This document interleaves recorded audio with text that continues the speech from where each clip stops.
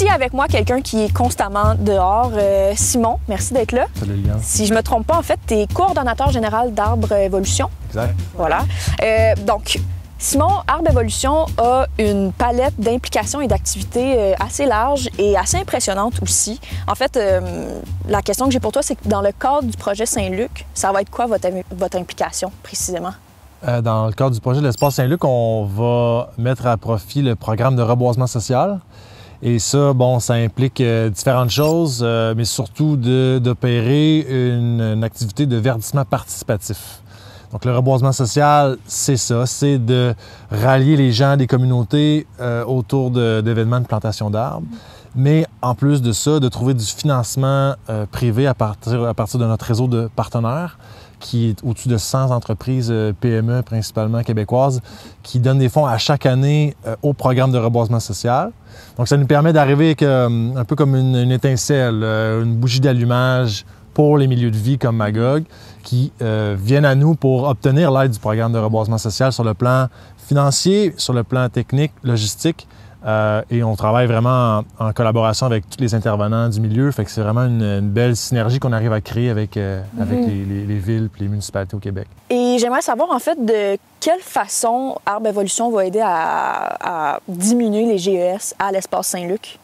Bien, en opérant la partie reboisement d'arbres, de canopées, donc des arbres à grand déploiement. Exact. Donc, nous, on a le programme de reboisement social est un programme de séquestration de CO2. Donc, pour une bonne partie des entreprises qui financent les arbres dans ce programme-là, on va émettre un crédit carbone ou on va vendre une compensation carbone. Mais précisément, vous allez faire quoi à l'Espace Saint-Luc? On va faire le plan de conception, donc le choix des essences, l'espacement des végétaux, les massifs de certaines essences, où on va les positionner. On va ensuite s'assurer d'acheter tous les végétaux, les matériaux.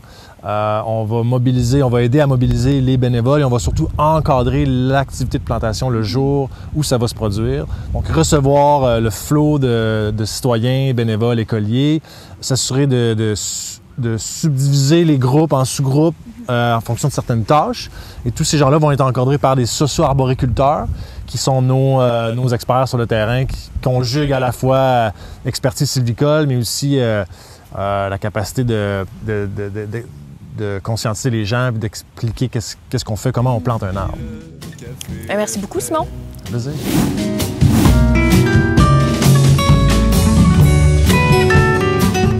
Donc, j'ai avec moi Lisanne. Lisanne, si je ne me trompe pas, tu es bénévole pour La Forêt qui marche. Bien, bénévole au tout début, mais j'ai tellement apprécié le concept que, sincèrement, je me suis investie. Maintenant, je suis rendue sur le conseil d'administration. Alors, comment est-ce qu'on construit une forêt à partir de rien? Bien, en fait, ça se fait plus ou moins. C'est-à-dire qu'une forêt, c'est un écosystème qui est extrêmement diversifié, c'est complexe, etc. Par contre, qu'on peut faire, le beau de la chose là-dedans, c'est qu'on peut prendre des arbres, des plantes, des arbustes indigènes et on peut les replanter dans un milieu et créer à partir de ça un environnement agréable que les citoyens vont pouvoir adopter, puis ça va créer une forêt au fur et à mesure. La règle de base là-dedans, qui est super importante, c'est de prendre des plantes, des arbustes d'ici. Pourquoi? Parce que ces arbustes-là, ils sont habitués à notre écosystème. Ils ne pourraient pas vivre ailleurs. Non, ils ne pourraient pas vivre ailleurs. Tu sais, je veux dire, ce qui est au Québec est habitué au Québec. Voilà. Ce qui est habitué, veut pas, on a des hivers qui sont vraiment difficiles et ces plantes-là ont survécu à ces hivers-là. Donc, ils sont habitués aussi à nos printemps, été, automne, secs, pluvieux, etc. Fait qu'il faut absolument garder notre matière ici pour que ça fonctionne. Puis la forêt qui marche, nous, c'est ce qu'on fait. Donc, on va sur un terrain qui est voué au déboisement. Tout ce qu'il y a sur le terrain va être rasé pour X, Y raison. Le projet domiciliaire, etc. Ça ne nous regarde pas. Non, on n'est pas là, nous autres. On n'est pas là du tout. Dans le fond, nous autres, la forêt qui marche, on permet aux gens de venir déterrer ces plantes-là indigènes, les arbustes, les arbres, etc. Et les gens les replantent chez eux. Donc, ils recréent, ils sauvent. Dans le fond, c'est une mission de sauvetage, comme je dis tout le temps. C'est gratuit, c'est une belle activité familiale, etc. C'est simple. Le bonheur est souvent dans la simplicité, d'ailleurs. Là. Et je pense que c'est comme ça qu'on recrée des forêts. Facilement, aussi simple, c'est efficace. Ça, c'est littéralement de l'adaptation au changement climatique. Tout à fait. Ouais. Donc, merci beaucoup, Lisanne, pour ta présence. Et justement, on va aller poser la question à la forêt écosphère.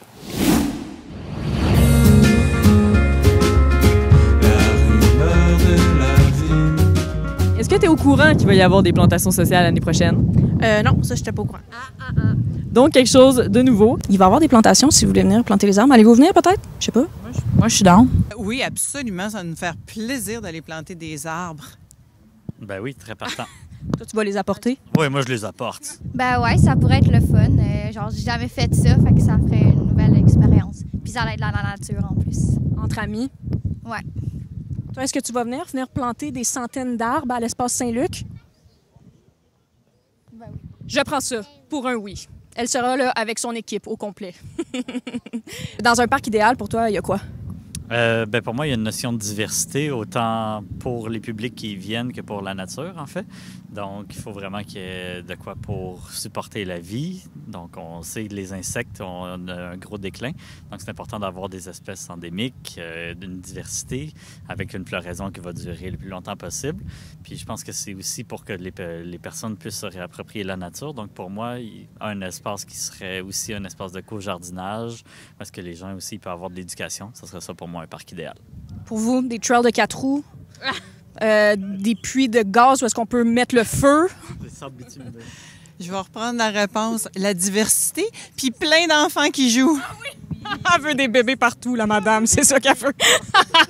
Plus qu'il y a d'arbres dans le parc, mieux c'est aussi. Aussi, ouais. Puis au-delà des arbres, le gazon aussi a une grande importance là-dedans, mais tout ce qui est buissons, petits, grandes plantes, on met bien de l'énergie sur les arbres là, parce qu'on les voit comme des grandes, mais toutes les autres petites affaires vertes aussi peuvent aider à équilibrer tout ça. La porte est grande ouverte, puis le café est prêt.